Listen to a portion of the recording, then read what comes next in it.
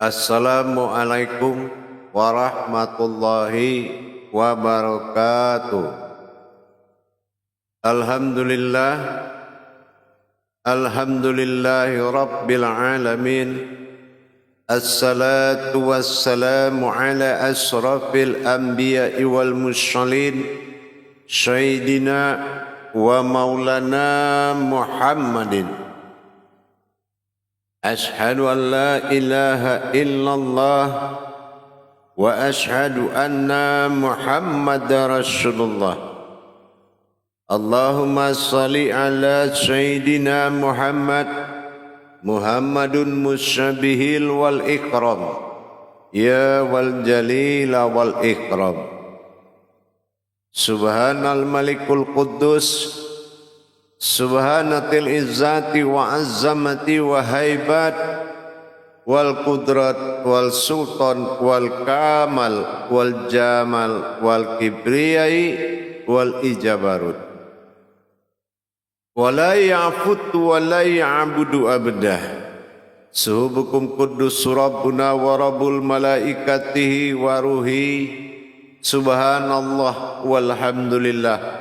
Wa la ilaha illallah wallahu akbar. La nabiyya ba'da amma ba'du. Bersyukur kita kepada Allah dengan mengucapkan alhamdulillahi rabbil alamin atas segala limpahan karunia rahmat dan hidayahnya, serta dengan izinnya juga kita dapat menjalankan amanahnya, beramal dan beribadah zahir batin dunia dan akhirat. Bersalam kita tidak akan pernah kita lupakan. Marilah sama-sama kita panjatkan pada junjungan kita Nabi Allah, Nabiul Akhir Zaman, Rasulullah Muhammad sallallahu alaihi wasallam. Atasnya kalimahnya kita kalamkan dengan menyampaikan Allahumma salli ala sayyidina Muhammad wa ala alihi sayyidina Muhammad. Alhamdulillah, kita tak seronok terlupa kita berseronok kepada Allah, mengucapkan segala puji kita kepada Allah dengan pelimpah rahmat Dia, nikmat Dia kepada kita, sehingga apa yang kita hajatkan, pasal-pasal apa yang kita ingin, kita berkehendak kepada Dia, kita ucapkan ribuan alhamdulillah kepada Allah.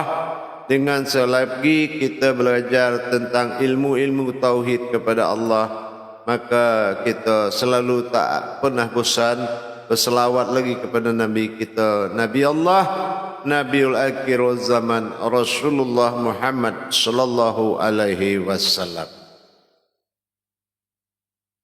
InsyaAllah pada jemaah kita, kaum muslimin muslimat yang berbahagia dimanapun kita semua berada, pada tajuk hari ini saya akan sampaikan, saya akan ucapkan kalam-kalam Allah pada surat Al-Ma'arij ayat 23. Surat Ma'arij ayat 23 ini tentang pembahasan daripada hakikat solat do'im. Jadi kita ni para jemaah, terutama kepada jemaahku di Malaysia, Brunei, Thailand, Singapura,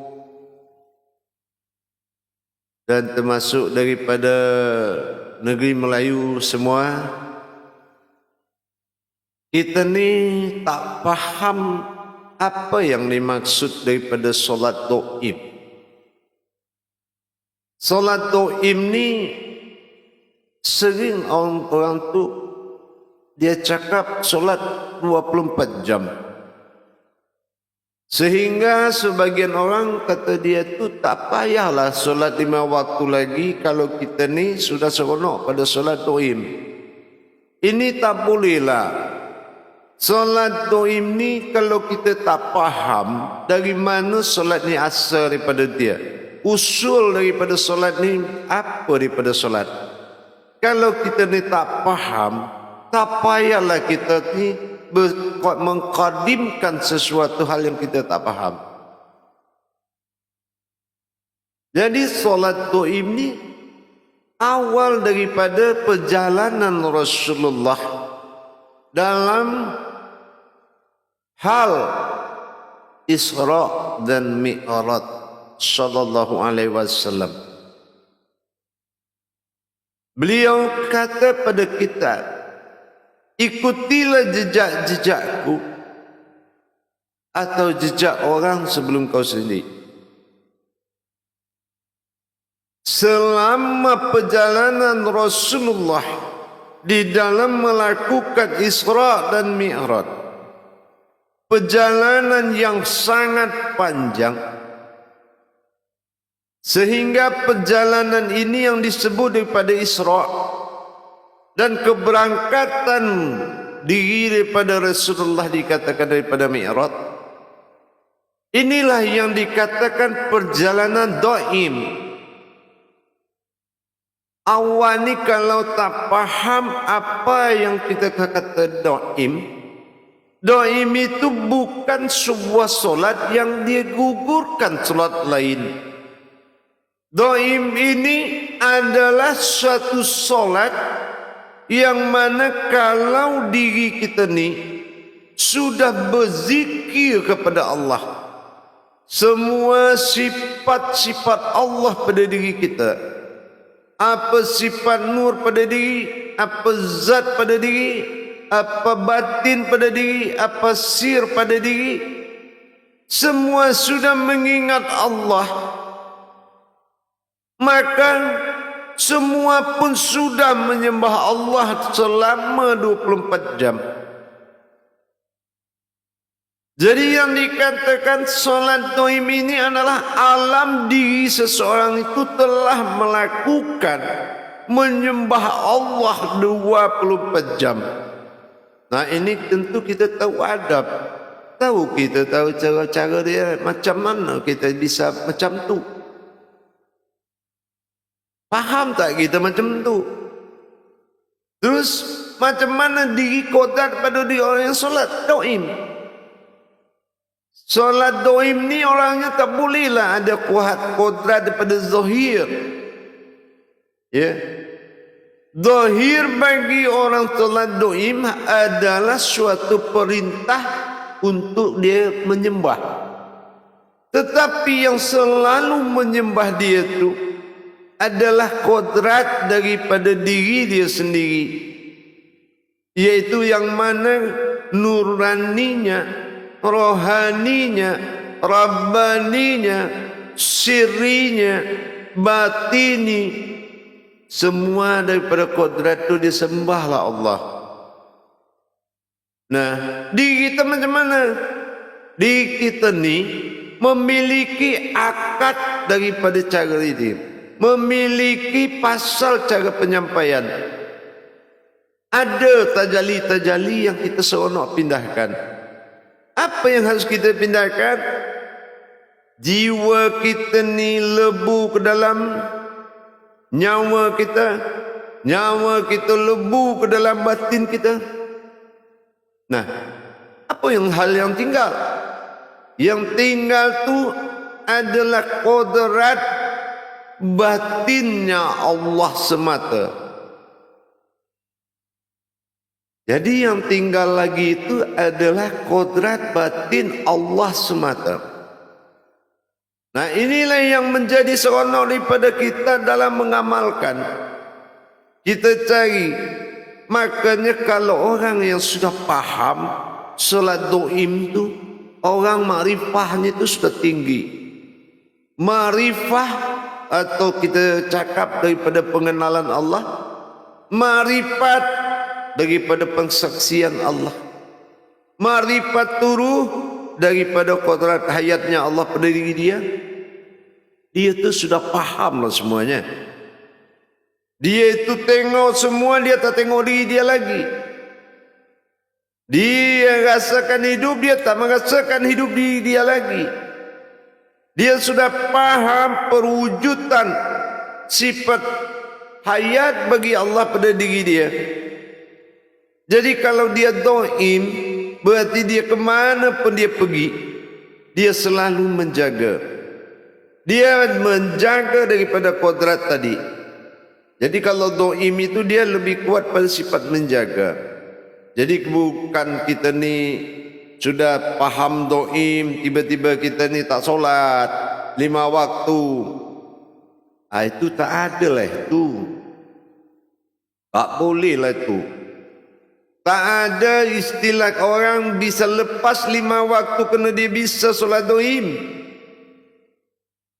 Ini banyak sungguh saya lihat ni di daerah kita, orang yang pergunakan dengan alasan tak fahamlah kau solat saya. Nah inilah kebatilan. Selagi ada kalam iyyaka na'budu wa iyyaka nasta'in, jadi tak ada lepas dari persembahan lah. Tak ada satu pun yang tak sembah kepada Allah. Jadi kalau kita ditingkatkan oleh Allah pemahaman kita, Allah buka Al-Baqarah ayat 269, dia angkat derajat pemahaman. Itu bukan kita bebas daripada 5 waktu. Tak boleh kita ni mempersekutukan pemahaman kita daripada kemudahan Allah. Untuk itu pada jemaah semuanya, kita ni mendapatkan solat doim sebagaimana kita telah faham daripada kalam-kalam Allah. Allah juga telah kalamkan daripada Al-Quran, surat Al-Ma'arij ayat 23. Bismillahirrahmanirrahim. Allazina hum ala salatihim da'imun. Nah ini, kalau kita paham do'imun, ada kalam di situ deh. Kalau sudah ada kalam pada kata itu, berarti itu sudah batin makna dia. Berarti itu sudah batin makna dia. Jadi kalau dia sudah batin, macam mana cara dia biar? Nah, macam ni.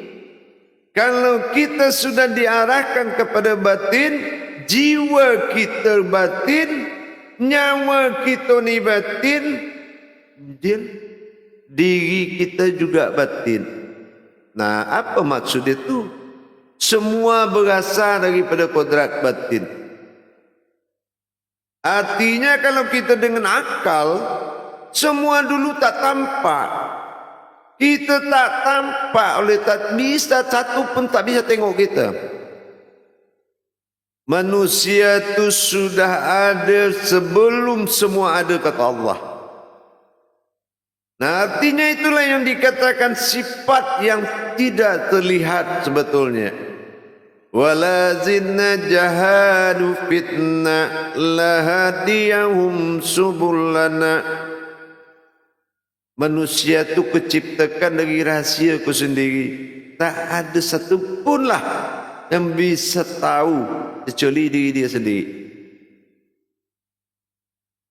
Ini yang dikatakan allazina hum ala salatihim da'imun. Jadi kalau dia tetap paham dengan dia duduk di rumah dia, kita tengok dia duduk. Kalau kita bisa tengok dia, masih dia saja yang kita tengok, atau kita tengok diri kita masih tengok diri kita sendiri, itu belum Makanya kita harus kembali do'imun. Nah, do'imun itu apa? Doimun itu jiwa masuk ke dalam nyawa. Jiwa kita masuk ke dalam nyawa kita. Nyawa kita masuk ke dalam batin. Maka batin maujud menjadi dohir. Am. Nah, kalau macam tu, macam mana kita melatih daripada diri kita ni tentang benda yang kita amalkan. Jiwa lenyap ke dalam nyawa, nyawa lenyap ke dalam batin, batin wujud menjadi zahir. Allahu fadhiru wallahi fil batinu. Aku juga, kata Allah, yang bersifat zahir, dan aku juga yang bersifat batin pada diri kau tu. Nah, kalau sudah dia semuanya, wa huwa ma'akum aina ma kuntum. Nah, seronoklah kita di situ. Kalau dia wa huwa padamu, wa huwa ma'akum aina, maka saya ma kuntum adalah engkau. Itu jaminan al-hadid dalam Al-Quran. Jadi kita ni, sebelum kita faham kodrat-kodrat Allah yang mengingat Allah, wujud Allah, melihat kepada maujud, melihat kepada wujud dia, jangan kita kata kita sudah solat taib. Kenapa? Orang terlalu salah pahaman dia. Dia kata solat tu yang benar itu adalah doim, solat 5 waktu itu adalah perhiasan. Nah, inilah orang yang tak boleh dia cakap macam tu. Tak boleh dia cakap macam tu. Kerana solat doim adalah solat sebuah ilmu yang diwarisi oleh para nabi dari Rasulullah tentang perjalanan dia menuju Isra dan Mi'raj. Perjalanan dia tu. Jadi bukan kita mengikuti dan mengambil kemenangan diri kita dengan menggugurkan amanah salawatul fil mi'raj 5 waktu. Tak boleh. Jadi kalau kita sudah faham macam mana cara kita ni mendirikan solat yang dikata kita di solat taim, lenyapnya jiwa kepada nyawa, nyawa lenyap ke dalam batin, batin wujud dalam pandangan zahir, zahir tu juga dia semata. Nah, kalau sudah kodrat-kodrat diri ini selalu dia ingat Allah, bukanlah kita yang ingat Allah lagi, tetapi dia yang ingat adalah benda dia. Benda dia itu adalah diri dia, kodrat dia sendiri yang sudah dia tengok terus. Yang kodrat diri dia sendiri yang dia ingat dia. Kalau diri dia ingat dia, kitalah orang yang banget mengatakan aku sembah engkau kerana aku adalah zahir daripada engkau. Jadi macam cembulah pada jemaah sekalian, marilah kita ni tingkatkan terus pendapatan. Kita tingkatkan terus faham kita. Derajat ilmu kita, kodrat diri kita, kita tingkatkan agar kita mencapai suatu rasa diri kita, mencapai derajat diri kita untuk layak kepada pantas menghadap Allah, baik dalam solat maupun di dalam hayat. InsyaAllah dengan kita selalu belajar, kita yakin. Ingatlah pesan saya kepada seluruh umat muslimin dan muslimat. Kalau kau tu tak faham, kau tak sabar belajar, tak tahan kau sulitnya belajar, maka kau harus tahan susahnya hidup ni. Ya, kalau kau tak faham, tak semua tahan sulitnya beraja kepada Allah, maka kau harus tahu dan kau harus tahan sulitnya hidup. Nah, itu janganlah kita sampai macam tu. Nah, kita lah tingkatkan pahaman kita kepada Allah, insya-Allah. Semua kita pelajari dan semua berawal daripada tak tahu menjadi tahu. Insya-Allah, mudah-mudahan kita akan selalu sonok bermujahadah kepada Allah. Akhirul kalam, wabillahi taufiq wal hidayah. Wassalamualaikum warahmatullahi wabarakatuh.